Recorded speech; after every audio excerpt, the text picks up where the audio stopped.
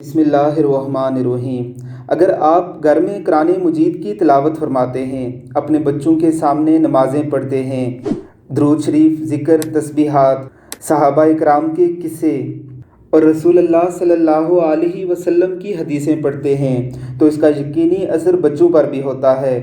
آپ نے اکثر اوقات دیکھا ہوگا کہ ایک چھوٹا سا بچہ اگر آپ کو نماز پڑھتے ہوئے دیکھ لے تو کچھ دنوں میں ہی وہ آپ کے ساتھ نماز پڑھنا شروع کر دیتا ہے، اور پھر اچانک ایک دن وہ خود ہی جائے نماز بچھا کر نماز کے وہ تمام ارکان نقل کرنا شروع کر دیتا ہے جو اس نے آپ سے سیکھے ہوں گے۔